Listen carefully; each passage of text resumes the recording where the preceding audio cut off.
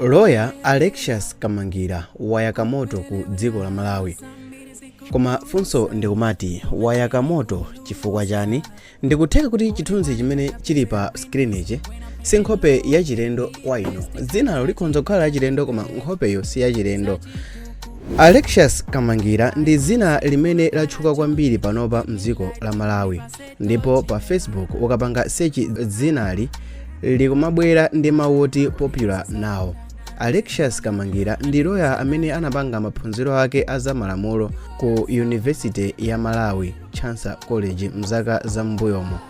Komano kuyambira kumayambiriro a mwezi wa Oktoba, Loya Alexius Kamangira anayamba kulemba pa tsamba lake la mchezo la Facebook kuti mdziko la Malawi muli ziphuphu ndi katangale ochuluka. Iyeyo analembanso mayina a anthu amene akuaganizira kuti akupanga ziphuphu ndi katangaleyo. Iyeyo analembanso kuti anthu amene akupanga ziphuphu ndi katangale kwambiri ku Malawi ndi anthu ogwira ntchito m'makhoti, ma accountant ndi ma auditors. Loya Alexius Kamangira wakhala kulemba kuti katangale amene akupanga mdziko la Malawi ndi majaji a m'makhoti ndipo athana nawo. Iyeyo mpakana wafikapo malemba mayina a majaji a dziko la Malawi amene iyeyo akuti ali ndi ziphuphu zedi. Monga mmene mukuonera zomwe zili pa Facebook page yake, loyayo akuti akufuna majaji akuwane nawo amangidwe ndithu komanso achosedwe ntchito. Izi zinakwiyitsa bungwe la majaji ndi maloya lomwe linamuyitana loyayi ndi kukamukhazika pansi ku disciplinary ndi kumuwuza kuti asiye zomwe akuyankhulazo ndipo afute zomwe wakhala akulemba pa tsamba lake la Facebook. Koma Loya Alexius Kamangira wakana kufufuta zomwe akulembazo ndipo wati sasiya kulemba mpaka chilungamo chibwere pa mbalambanda. Amene sakugwirizana naye atha kukamusumira ndipo akamusegulire mlandu. Izi zapangisa dziko la Malawi kutekeseka ndithu, ndipo Amalawi ambiri akutama loyayi ponena kuti loya ndiye mwayo basi.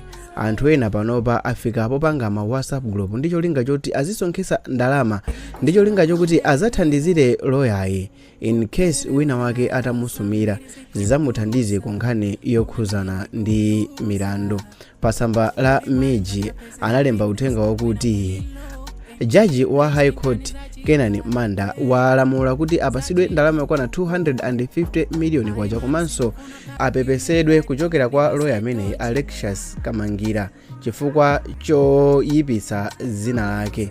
Koma funso ndikufunseni ndilakuti kodi Amalawi ndi oyenera kuwafera? Amalawi ndi oyenera kuyika moyo wako pa chiopsezo, ntchito yako pa chiopsezo, ufulu wako pa chiopsezo ndi cholinga chowafera? Bwanji mundilole ndiyankhule mawu amene anayankhula acheya. Achinyamata amasiku ano sakufuna kupanga zinthu pa mbalambanda mwina za ndale zozioneserako ndale ndi zinthu zina poopa kumangidwa. Otherwise anthu omwewo amene timawankhula kuti ndi akuluakulu ndi amene akungopanga za ndale ndi amene akungoyankhulapo za ndale, dziko likuonongeka, achinyamata akungokhala chete. Ngati mukukhulupirira kuti Loya Alexius Kamangira akuyeneka naye chilungamo chioneke pa nkhani yake, akuyeneka kuti mwina zolankhula zake zimvedwe, akuyeneka kuti mwina mwake wina wake abwere posakondera mbali ndi kumva mbali yake, iyeyo wafika poyankhula kuti Atakhala kuti wasankhidwa kukhala mkulu othana ndi ziphuphu komanso katangale, dziko lino likhonza kukonzeka.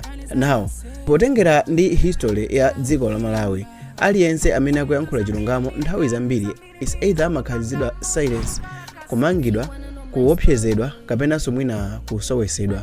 Kodi tiyembekezere kuti ntchito imene wayamba Alexius Kamangira ibereka zipaso zabwino?